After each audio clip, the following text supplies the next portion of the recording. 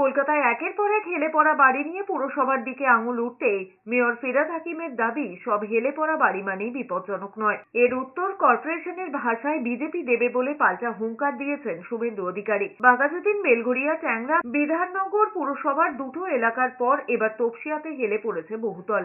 সেই প্রসঙ্গে মেয়র ফিরহাদ হাকিম বলেছেন, কলকাতায় এমন অনেক বাড়ি রয়েছে, বছরের পর বছর এইভাবে রয়েছে, আংশিক একটু হেলে গিয়েছে। স্ট্রাকচারাল এবিলিটি টেস্ট হবে, গাফিলতি থাকলে এফআইআর তো হবেই, তবে হঠকারী সিদ্ধান্ত নেওয়া উচিত নয়। এটা ইঞ্জিনিয়াররা দেখবেন, তাদের রিপোর্টের উপর ভিত্তি করে বাড়ি ভাঙা হবে, তবে স্ট্রাকচার ঠিক থাকলে তবে বিপজ্জনক নয়।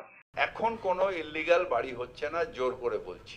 রোস্টার ডিউটি এবং অ্যাপের মাধ্যমে আপলোড হয়ে যেতে এখন ইললিগাল হলে সেই মানুষটার চাকরি চলে যাবে, যে ওই এসি বা এই যারা থাকেন ওই রাস্তায়। সবার যখন সবাই মেয়র ছিল, কেউ না কোনো সময় কিছু বাড়ি হেলে পড়েছে, কিছু বাড়ি হয়েছে।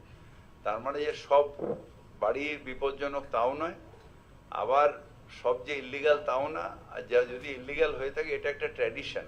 পাল্টা আক্রমণ করতে গিয়ে রাজ্যের বিরোধী দলনেতা বলেছেন, আগে শোনা যেত 10তলা বাড়ি, হেরিটেজ বাড়ি, জীর্ণ বাড়ি, এখন মেয়র ফিরহাদ হাকিম সংযোজন করেছেন হেলে পড়া বাড়ি। কর্পোরেশনের সামনে বিজেপির পতাকা নিয়ে দেখা হবে বলে হুঙ্কার দিয়ে শুভেন্দু অধিকারী ফিরহাদ হাকিমকে তৈরি থাকতে বলেছেন।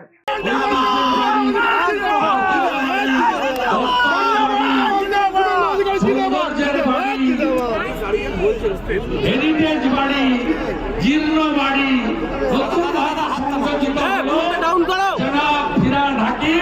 তিনি বলেছেন নতুন সংযোজন হেলে পড়া বাড়ি। কর্পোরেশনের সামনে দেখা হবে, যারা ফিরহাদ হাকিম আপনার সঙ্গে কর্পোরেশনের সামনে বিজেপি ঝান্ডা নিয়ে দেখা হবে।